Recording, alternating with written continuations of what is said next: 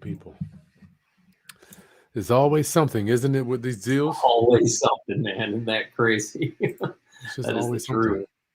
I mean, I got a deal now with a young man, gentleman, Mike. I've been working on this guy since September. Oh yeah. Closing was supposed to be 2 days ago.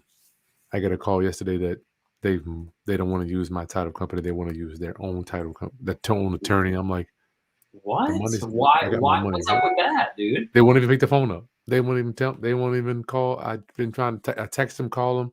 Can't even get them on the phone. I'm like, okay. I'm like, what the heck is that about? It seems like it's like that just seems odd, man. You know, it's Like weird. I try to they understand. just decided all of a sudden that they didn't want to use yours, huh? I don't know yet, but I never forget Greg Penny will say, Chris, sellers have the right to feel and do whatever the hell they want to do. That And it is is the truth, man. so true. You cannot get mad because you get mad. You know, Dan Kennedy says you can be right or you can be rich. So I don't care if I'm right. You can use whoever you want. You know, it's like, That's what do so you true. do, Mike? Yeah, it's 100% true, man. That's and I think sometimes I mean it's like an argument. I mean, you bring it to brass tacks, man. It's like an argument with your spouse or your significant other, man. It's like I can be right or we can reconcile and fix this and move on. Yeah, fix it and move on. Fix it and move on, man. Fix it and move on. What do you So do, man? yeah, exactly, exactly. But good to So see you today, my friend. Come on in, round up, homies. Real estate good to see investing. you too, man. Good afternoon, roundup. Hello, Chris and Mike from New York. New York. You guys probably Oh, wow. freeze out here a little bit, but hey, welcome from New York. Yep. I know it's freezing up there, L. 3M. What up? Andre, what up, homie? Good to see you, my friend. So I'm gonna be your co-pilot today. And I was telling Mike as before we were getting on, I'm being transparent. Nobody has the time just to go and get on, do videos all day. We make a decision to make time for you, right? So I mean, I got Absolutely. four houses that I'm renovating right now. Rental property, lenders, kids, wife. Nobody has just time to sit, laying around. So we have made the time to bring this information to you because it is that important to your, for my opinion, to your future and for your financial literacy. You have to make time for this stuff. Absolutely, man. And I think that it's easy to look at your day and decide, you and I both have the same 24 hours that Warren Buffett does, that the person down on the street, that a homeless person does. We all got the same time in a day, right? So, and so we deciding where we aim it, how we use it. And I don't know about you, man, but I learned early on, like how I use my time and where I decided to point my time. That's when my life changed, right? Because whether I was learning complaining or if I was learning getting better, right? My old coach, you can say you can be bitter or better, but you can't be both. And the whole point was, man, you can whatever you focus on, that's what changes, right? And that's true. That's true. I love that point, man. Dwayne from Atlanta. Atlanta's a great market. Hey, Arizona, Tim, welcome, man. Right there with you too. Oh yeah, Andre, grind and hustle in the back. You also can't see. There's one above it. It says execution. There's a three. There's a three thing. That's a hard one. Yeah. It is. Man. There's a book I read years ago. I actually got it in my thing called Ruthless Execution. Everybody should read that book. Ruthless Execution. Ruthless Execution. What's that one about? And it's here's what it looks like. So it's a book right here, Ruthless Execution. That's the title on it. What's Amir Hartman? And so I read this book, and it just basically talks about whatever you want. It is it's on the other side of ruthless execution. And what ruthless means, it doesn't mean we hurt people. It means sometimes we have to sacrifice some other things in our life. If I want this, I gotta, maybe I can't go out to dinner 3 times a week if I want to, build wealth, and I have to invest someplace else or invest in a mentor or whatever. And so it's a book that's really, really good. So yeah, Ruthless Execution, man. I did get that one, brother. You got some good books. I got that alchemy based on you. I'm a reader too. Dude, I love to read, and that book that book kicked me in the teeth 5 or 6 times, man. Yeah, that was a rough one, man. Dan Kennedy knows how to do that, though. Andre read that one. Hey, Andre, he's in Chicago. He already read that one. One of our members. Cool. Chicago in the house. Damon Brown, thanks for joining us. One of our members here. One of our members. And Oh, now that's that awesome. Jesus is coming, also grind. Maurice. We'll get to There. some Q&A. Listen, members, I'm Chris Haskins. My mission and ministry is to raise your financial literacy through real estate investing and entrepreneurship.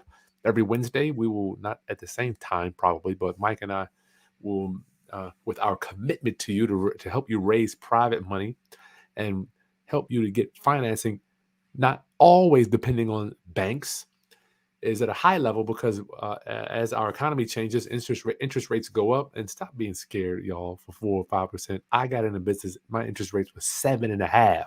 So it's free Yeah, money. my mentor talks about back in the 80s when they had 17 and 18 and were investing in real estate. So it's like sometimes we feel like, oh, what if it goes above 5%? I'm like, dude, we're going to be good. And by the way, just a side note to the economic move, when interest rates go up, it usually is in a context of inflation. Well, what also goes up? Rents, right? So a lot of times you absorb interest rate different with income. That's right. That's You right. know? Rent's going up. So that's right. You could endure it. We just gave ourselves a raise this month. We're just raising rents. It's just part of being a landlord. Yeah, absolutely. Absolutely. So Fair today we market want to value. Absolutely. fair market value. That's right. Yep. So today we want to talk about private equity. I want you to understand once again. I want to make sure you realize and recognize our commitment to you, so you understand how all this stuff works. I Mhm. don't want you to be like us and go year after year after year, turning in bank applications, trying to beg tax returns, all that stuff. Only because that's what I was doing. Only at the beginning of my career. What about you, Mike? Yeah, absolutely. So I can tell you, I grew so slow from 2012 to 2020, 8 years of, I'm talking snail-like growth, because I did not have a channel like this. I didn't have anybody teaching me what to do, and I wasn't real big online, and so I didn't know a lot of stuff, and so I was trying to buy a little deal here and there, and I didn't know how to leverage private money. I didn't know how to do this piece, and I grew slow, so slow, because I didn't know this stuff. And so Yep. one of the things about private money that changed for me is realizing, I don't know about you, Chris, but when I found out it was Uncle Joe down the street who had 100 grand, it changed everything for me. I'm like, well, you know what's interesting? There's a lot more people in this world than banks. Good point.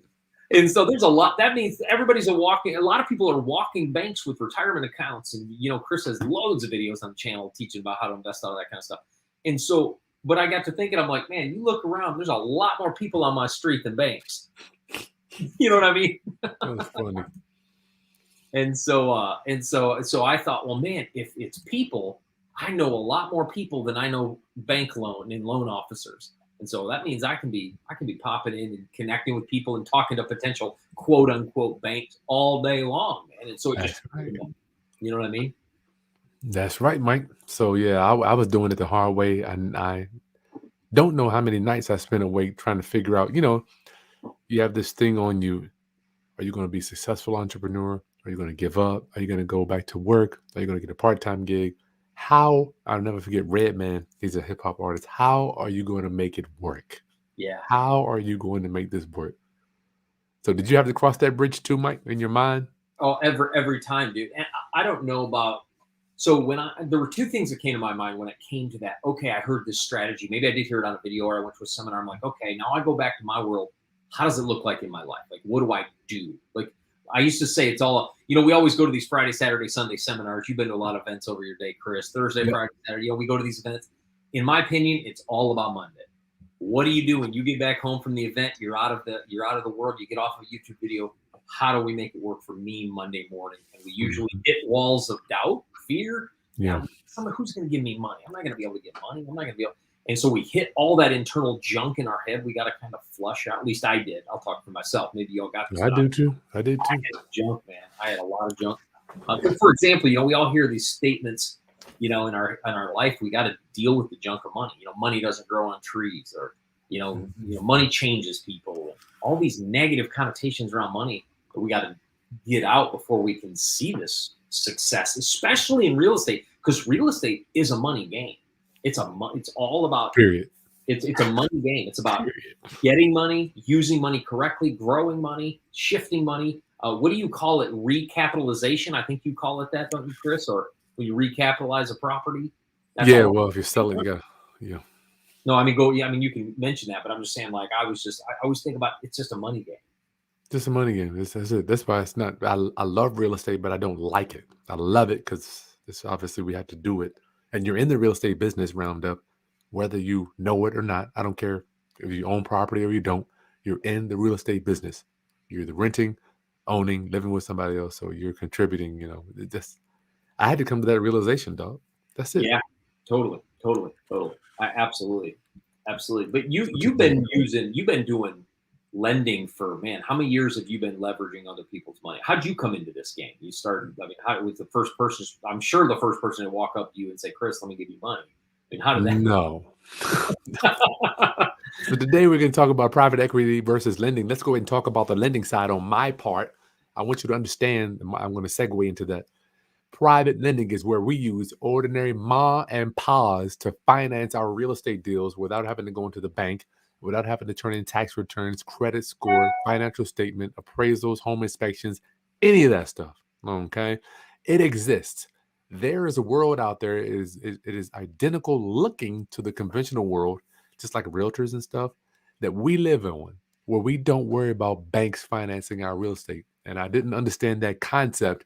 There are people out there that will finance all of your real estate. Well, the banks, people work at them too, but these are ordinary ma and pa's that we're going to just talk about quickly today on the private lending side. My mentor, Greg Penio, opened me up to this. And it didn't take long for me to start flapping my lips before I found some people. And it was scary as hell at the beginning. I got to tell you, asking people for money, they're like, "Who the hell are you? We don't talk about," and the older I get, I'm teaching my kids, let's talk about money. Let's Oh talk about man, it every day. Not that, I'm growing up like, how much does dad make? Oh, I don't know. With did five you dollars. grow up in a home where you didn't talk about what your parents made? Did you grow up in a home like that too? That's how my home was. No way. You better Yeah, not. I still don't know what my parents made growing up. I I had no idea.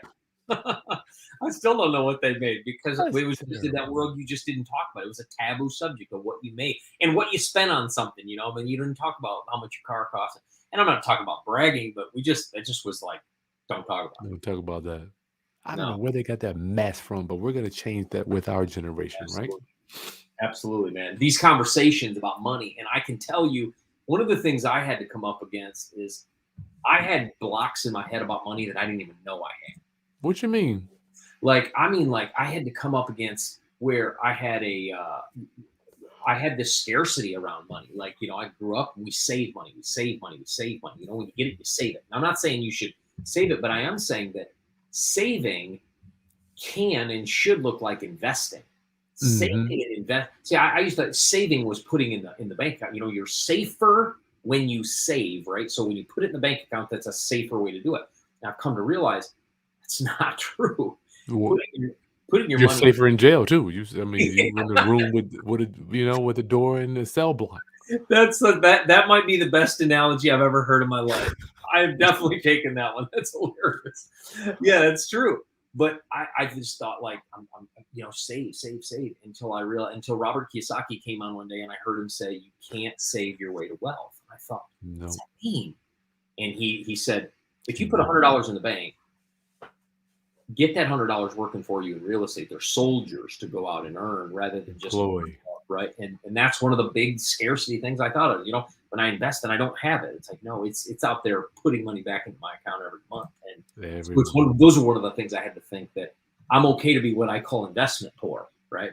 I'm okay to have my money parked in something that's making something. You were telling me we were talking about these the other day. It's like money gets into our account. It's like, what am I going to do with it there? Let's get it out doing something. Get it working something.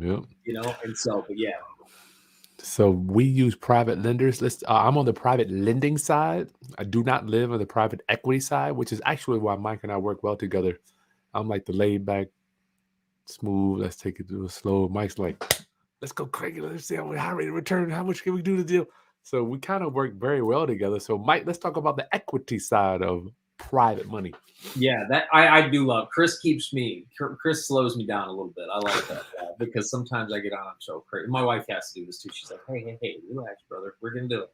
I And, love it, man. I and love it. My brother was like that. So just Part of life. And so, but so the equity side is you give a piece of the equity for somebody to invest in your deal. So lending, as Chris does, they give you money, you pay them a percentage of interest. In our equity deals, they give us money. We don't pay them a percentage of interest. We pay them based on how much the property earns because they own a piece of it. Whereas Chris's, I believe in Chris, you can speak to this in lending, they're protected against the real estate, but they don't own the real estate, correct? Yeah, they don't own it. Yeah. And And to so be for frank, us, owning it is more liability than having a lien against it because you yeah, can always take it back. yeah, exactly. And so on the equity piece, we bring them in and they're investing into our deals and they get a portion of the equity. And we give them a portion of the equity that still gets them a better return than they're going to get in the stock market or anywhere else. So, part of the equity piece is we're giving our investors higher returns than they're going to get in the stock market or anywhere else. But it costs us a little bit more money to give that equity away. So, but some people would say, well, Mike, why would you give equity away? Well, one of the cool things about giving equity away is when you give a piece of equity away, a lot of people are willing to dump instead of a couple $100,000. We have people that invest $1 million into some of our deals, a big chunk of money, because they're like, well, heck, I'm going to get 15 to 17% in 3 years once we sell this property, 3 to 5 years. I'm going to get 15 to 17% per year, so $100,000. I'm going to get for 3 years. I'm going to make $45,000 in 3 years on that $100,000. That's a really good, solid return. So they like to park that, and we give them a piece of equity. The cool thing for us is we also get equity in the deal, but we don't put any money in. So that's kind of how the equity structure works. And so the cool thing about this model is both are really powerful models. I mean, they both are. I mean, Chris was even telling me some ways that we could leverage lending instead of equity on our side. And there's, and we're talking about doing fees on what Chris is doing on acquisition fees. And so there's some cool pieces to both models that, in my opinion, you need to know both, because every deal might call for something a little different. That's true. That's true. And I'm still constantly learning. I want you guys to know I do not have all the answers. I do not know everything. I love being transparent when I can say, listen, I don't know. Yeah. Just like with this travel nurse thing, I do not know how it works. I'm learning as we go. I'm putting it all together. I don't know private equity. So that's why I get to plug in with Mike. I get to learn how this stuff works. So, Mike, what happens if the deal on my side, let me talk about private lenders. If I get struck by lightning, hit by a bus, my lenders foreclose on me. Worst case scenario, right? Worst case, they foreclose on me. They sell, liquidate. Now they're the owners and they can do whatever they want. They could sell it, own it, rent it, whatever. So now they have the asset. Tell me how it works if you get hit by a bus on a private equity side. It's the same thing, dude. So it's the same thing. So they still, because they own the property, they can liquidate it, they can sell it off. Now, one of the things we do because people are owning equity, if sometimes we'll have to do backup agreements where if one of our investors were to pass away, their wife or their spouse or whoever is the owner of those shares in the property. For me, if I was to get hit by a bus, that ownership would go to my wife, and my wife would manage that and sell off that asset and get the money back to the investor. If both of us were to take out, it goes to one of the chosen members of the LLC. So we just choose a managing member. I'm the managing member, but we choose a vice president of the LLC that it then goes to that vice president of the LLC that owns the property, and then they can make that decision. And so everybody is still guarded. But this is really cool though, because it also it makes investors understand a little bit about who they're getting into business with, right? So they know, hey, if Chris and I are both invested in a deal, I want to know Chris, because if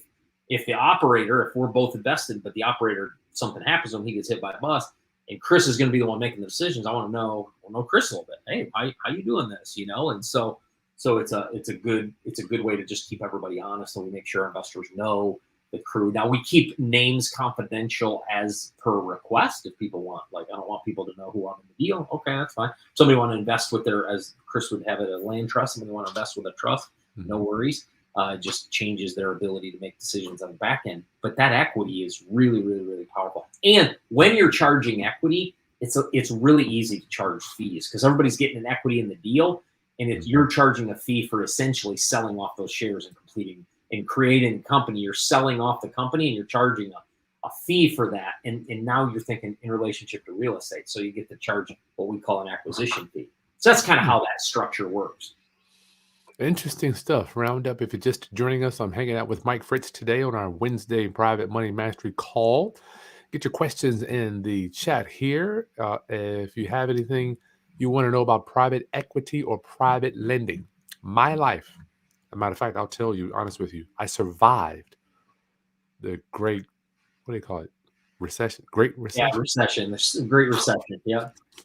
I survived Roundup. I'm telling you, out of my mouth, I survived 2008, 9, 10, 11, 12, strictly and solely because I understood how private money worked. When all of my counterparts, I had one lady, she left the country. She owed so many people. I was doing deals. I saw people getting out of the game. And I'm like, how am I going to, Chris, what you going to do? Mm. You going to get out of the game like everybody else? Or I had to make a decision, Mike. I know the truth to be professional entrepreneurs run two problems. I know that's true. You know, it's been beating my head, Chris. We run two problems. We don't run away. So I had to force myself Roundup to say, you know what? I know the principles. These are just laws of the universe. Entrepreneurs run to problems. So I had to force myself to say, Chris, are you going to run to this problem? Because you know there's opportunity in 2008, 9, 10, 11, 12. Or are you going to fold up? Yep. I had to Yep. suck it up. I knew it.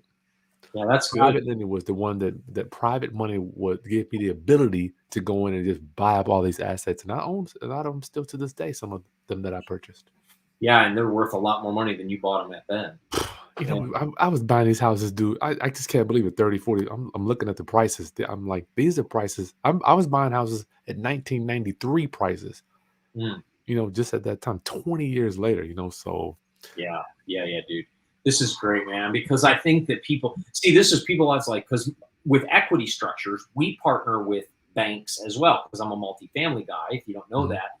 So we take on investors and we get a loan from the banks as well. And some people are like, well, Mike, what if the loans get back? You know what I'll do? I'll take those same investors and I'll cut the banks out for a time.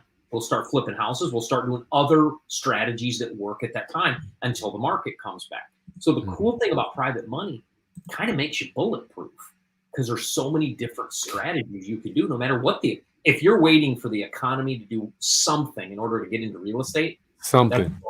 That's the wrong mindset. Tim asked that question. That's I'm glad. Let's go into that, Mike. What about your thoughts on the market? I guess he wants to know about Phoenix correction. Great question. So the reason what Tim's asking, lots of people from California and other states coming into Phoenix. I mean, you can sell a house in California. That doesn't stop, right? That gets worse with. I mean, that gets worse in time. Yeah. So what we have seen in Phoenix, the market, the supply go up. You know, even in our neighborhood, a couple houses have come for sale. So the market has started to just to cool off a little bit, which is good. So I would say, depending on your strategy. So when people ask me, what do you think about the real estate market? I would say, for what strategy? Are you talking about fixing and flipping? As long as you get a delta there, delta is the difference of what you buy, what you sell. As long as you have enough space, fixing and flipping works. Wholesaling, as long as there's enough space in what's called the after repair value, you probably know that if you've been around Chris on any amount of time, then wholesaling works. If you're talking about multifamily, like I buy, it has to cash flow, and I'm not going to buy it a 4 cap. I'm going to buy it a 5.5, where you should be in Phoenix. And I know a lot of this is a little high level, but I'm just getting at it. All depends on your strategy, Tim. All depends on your strategy. So I wouldn't invest in their metro right now, Chicago, New York, LA, San Francisco. I would stay out of big metro cities, those big ones. But Phoenix, even in Phoenix alone, I would come down into Chandler, Gilbert, Mesa even. You're going to get better returns down there right now because they're not as inflated. Gotcha. Dana, St. Louis. Hey. St. Louis. I just flew into St. Louis the other day. Coming back from seeing you, brother. Oh, that's right. Yep. I bought a house. Jesus is Coming. I bought a house in 1995. Just sold a smaller model, 320. Wow. Yep. There you go. Wow. Stuff's going up. Congrats. Wow. That $100,000. Gee, that's pretty good right there. So, Mike. Oh, go ahead.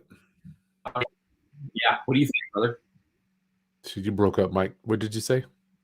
Oh, sorry. Yeah. So 100,000. And she asked, is the person asking what to do with that $100,000? Is that what you think? Oh, I thought they said they did sell it. I'm bugging. Oh, question is some good options is should do when I sell it at the end. So I don't know if they've sold it yet. So that's it. So maybe they're asking what are some good options to do when they liquidate the property. That's what I'm guessing. But what do you think? Yeah, Jesus is coming. Good question. I think depending, we've got a client that we just did an intake for.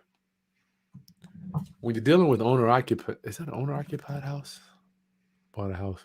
Well, I don't know. Is it? We don't know if it's owner. I can't. Man, I got to find out. My neighbor just sold his, so maybe they do live in it. Yeah. Neighbor. Yeah, that sounds like you live there. So, man, you're trading dollars for dollars on that. Unless you're gonna, implement and deploy some below market strategy buying. Mm-hmm. So I had to know more about that, and because you can't always buy below market value when you're like that's like somebody say, Chris, I need to buy a house below market value within the next 30 days. It can happen, but it's not 100% guaranteed that that's going to happen. Yeah, no. Yeah, one of the biggest enemies against real estate is when you have to do something quickly. That's why I hate you want exchanges. If you know anything about the I hate being in those because it's so 100%. It forces you to make decisions that I just don't like being in that, right? And I like what Chris's model is. They're always looking for deals. So if they don't get one today, no worries. It'll come when it comes. I like that model because same thing with us with multifamily. We're not out there trying to get a deal a month. We're out there getting the best deal. When the good deal comes, great, we'll take it. When the next good deal comes, great, we'll take it. Mm-hmm. And so if you had to do something today, then it changes the game a little bit. Yeah, I don't know about that one. Yeah. Jesus is coming. I don't know. I would definitely get your waiting game on that. So is private equity more of a multifamily strategy, Mike, would you say, or no? So private equity is, I would say private equity is more of a commercial real estate strategy. Commercial real estate thing. So it's not just multifamily. It's used for storage units, mobile home parks, retail, office, industrial, anything commercial. Real estate is mainly you do the equity stuff commercial. Now, gotcha. I had a portfolio of 30 single family homes in Texas, which would be considered single family. And we were going to raise money for an entire portfolio of properties. Mm-hmm. And so you can do that as well. But yeah, so that strategy works when you're doing, a lot of times when you're doing a little bit bigger deal in commercial. Gotcha. So let's talk about this, Eleanor, because there is no loss in my world of private lending for the lenders or the investors. There is no L. It's just P, right? But that's not to say what I say. Profit and loss, Eleanor. I'm glad you brought this up. So now, say if I promised them 7-8% or whatever, and then the deal went bad, and I said that's why I love private money. I can go back to my lenders and say, hey, listen, I thought we were going to do 7-8, but we can only do 4-5. So I wouldn't consider that a loss necessary, but let's talk about the loss P&L on the equity side, Mike, which I'm sure is going to be different. Yeah, sure. So yes, they do share in that. Now we get properties that cash flow day one. So they're sharing in the, so there's, I've never had a property that's had an L. I've had a property that hasn't earned for a time, and so they don't make any money. And the reason it hasn't earned is because we bought a heavy value add property. We had to fix it up. We had, a lot of renovations that are happening. And then once those are done, the P comes, the profit comes. And so we don't have L's because we pick properties well, but in theory, yes, they participate in both profit and loss. Yep.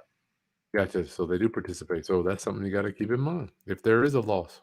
If there is one, yeah. But you can still negotiate that stuff, though, Mike. It's not like they're going to lose. Yeah. And most of the investors they just want to make a return. So if you have to make a shift in order to get that return or pause, and they just want to make a return. And so you can always change your return too, Mike, right? If you're going to make X, you can always lower yours to make. Well, let me ask you. I want people to know this. I consider myself second and third in my investments, Mike. Like number 1, return of capital. 2, investors' capital. 3, me profit. Absolutely, 100%. So return of capital 1, return on capital 2, return my profit third, 150%. Same with this. So that's why we don't have losses, because if it does cut in, it just cuts into mine, and I just give cash flow to the investors for a time. Absolutely. I want y'all to hear that now. Mike said that real low, but I just cut him out. He said it kind of low, but that is at the end of the day, the more you preserve other people's money, it would just stick to you like, oh my Lord, like glue. People It will be will. throwing money at you. Might go. 100%, 100%. Because people don't. You have to see yourself as like this. When the Secret Service stands around the president, they're willing to take a bullet to keep the president safe. That's what we are for our investors' capital. Yep. Stand around that, and we're willing to take the bullet, and so that they don't feel it. Right. That's what we do as as real estate people that leverage private capital. The active people. So at the, Yeah. at the end of the day, you're on the hook. You treat that money better than yours. You'll have more. You have more than enough of it to go around. And two, you can always go back to them if things go wrong. I know I said it's going to be X, but I need a little more time. You cannot. Well, I don't know. Can you do that with a bank, Mike? Yeah. So which part of that, Chris, can you do with the bank? Say the deal goes, the profits weren't as good. I know we owed you X, but can we pay you this? Yeah, so sometimes you can negotiate with banks on some of that so that they get some of their capital back. However, How about banks, interest though? Our interest. Let's talk about strictly interest payments. you talk about just the interest for the bank themselves. Let's say you got a $10,000 a month payment. Yep. So this happened. I mean, a lot of people had to do this during COVID because when people weren't paying, they had to go to their banks and say, "Hey, will you work with us until we come back?" And yes, banks worked with them, and they will. Okay. But, they did because they know that, hey, if I don't work with them, and most of the time these guys have good track records, right? I mean, we have good track records with our bank. We have the banks that, hey, we got a 3-month hold on our payments and we'll pay them back throughout the rest of the year. They'll be like, sure, just let us. Let me frame this up though, Mike. Rewind a little bit because I think you might have. It's cool, Mike, because I know you like to make things work. Outside of a global catastrophe, in a normal market, if the deal doesn't go like you expected, will the bank take less on monthly pay? I want to make sure I frame this up right for my homies. Yeah, no. I thought you were talking. What I thought you were talking about is just the environment now. Yeah, if you're a day in day out investor, no, normally that's not going to happen. You're going to have to pay the bank back for sure.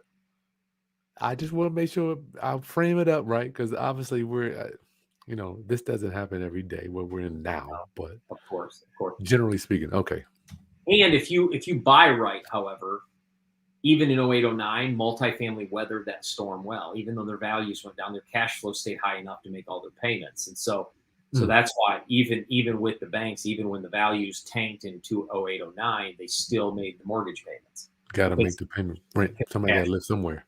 Yeah, exactly. So roundup, we just opened up our coaching again. We had it opened up at the end of December. We're going to be taking just a few calls.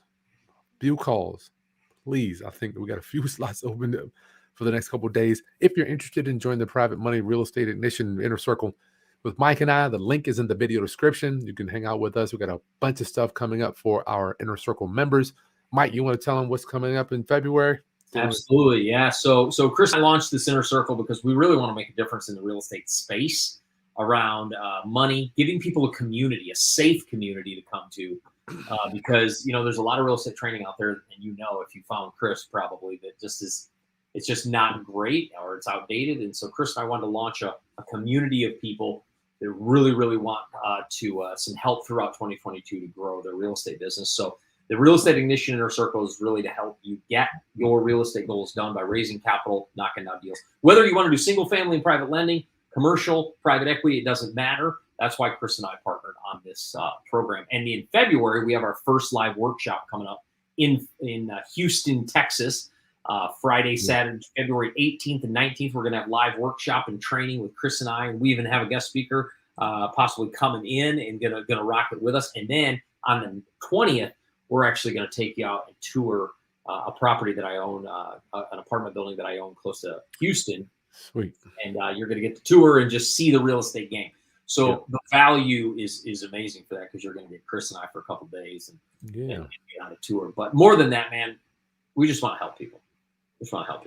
Yeah, try to help you raise your financial literacy and hang out with us for a couple of days. I'm telling you, it's nothing like being around full time. I'm not saying me. I'm not saying Mike's any better or worse than anybody. We are full time, so all of our decisions, it's like we have to sink or swim. There is no backup plan for us. So it's good. I love it. I have mentors I call, even like the Dan Barreros of the world. I know he's been doing this for 30 years. He's made these decisions sink or swim. So we have mentors too. So call, that links in the video description, roundup if you want to join our inner circle, or just take a call and see what we can offer you and what you're looking for out here. How can we be service to you? Mike, Absolutely. we're at we're at 140. How's your time? I'm good, man. I got about 5 minutes. Okay, cool. Will Let's it, go ahead. Dana, will the Houston workshop be virtual too? Good question, man. Is that a question? Go ahead, Mike. Yeah, so we are going to stream that workshop. So if you can't make it there live in person, and if you can, I would just encourage you to do so. We negotiated a killer room rate with the hotel and that kind of thing. And but yeah, it will be streamed virtual for those that are inside the inner circle. Absolutely. Yeah, inner circle members only. What about some bill passing that raising rents at 3%? Do you know anything about that? Raising rent. That's you have to do the private. So bill passed recently for raising rents at 3%. That sounds almost like a rent control bill in a certain area. I don't Yeah, know. that's Oh, what there Ultimate Parkers is saying. right. Yeah, somebody right below put that. When I could calculate, so 3% is really really low. We aim at 5 to 7% because that's usually in the area what wages are continuing to spike at. So Gotcha. we are kind of tight on that. But we go 5 to 7 for the first few years because rents are really low, and then we'll bleed out to probably closer to 3% per year. But I don't really. That sounds like a rent control thing, and I would run rent Yeah. control areas. Tim, Mike, is there a loan to value valuation you got ratio? Loan to value ratio we borrow at. Go ahead, Yeah, Mike. borrow at. Right.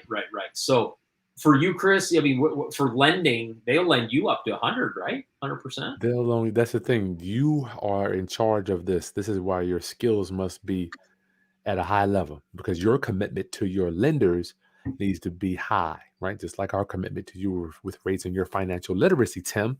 So your value ratio, you could borrow 100,000 and the house be worth 100,000. Your lender isn't gonna. They don't get an appraisal. They don't necessarily care. So we insulate our lenders by bringing some of the money to closing. And I want to get. What I've learned is I just want to get my money working. I want to learn how to make my own money work too. How about you, Absolutely. Mike, that ratio thing? Yeah. So the ratio thing. So we're borrowing equity. So there's not a, so they're usually, we raise 30% of a deal. So if it's a, $100,000 deal, we raise 30 grand and then just scale that up with bigger numbers. And then we go get a bank loan for the rest. So with equity, we partner with lending and private capital so that we can do a little bit bigger deals, charge fee for that. Gotcha. And so it's a little bit different for us. And our banks Yeah. are lending at about 75 to 85% LTV.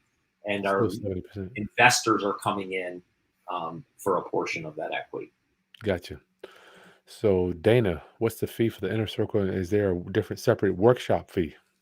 Yeah, Talk about that. great question. Dana, if you're interested in that, we want to talk to you. Just hit that link. I don't think we have the investment prices on the website, do we, Chris? We do not, but Dana, I'm letting you know that it is not the cheapest training. We're not the cheapest guys in town, right? We're not the most expensive guys, but just for the time and the dedication that we're going to put to you, it's worth the investment. Okay, so just kind of let you know that there. Mike, is 141. Let's go ahead and get this thing wrapped up. Private lending versus private equity. Absolutely. So I think that the cool thing about these two different models is they apply to different assets of real estate. If you want to go into multifamily, there's a way to use both, but there's a way to use just one if it resonates. And if you're going to go in the fix and flip route, there's a way that works. And so the cool thing is about having both these strategies and two minds that are doing it different is that you get a massively bigger and better toolbox to continue to do real estate. And so equity, they're getting a portion of the deal. Lending, they're getting a percentage on their money. Either way, you win by doing deals with other people's money. That's what I love. Either way, you win, and they win. That's it. They do, man. How many times your investor? I mean, Chris, when you give your investor money back, they're like, "Dude, don't give me my money back."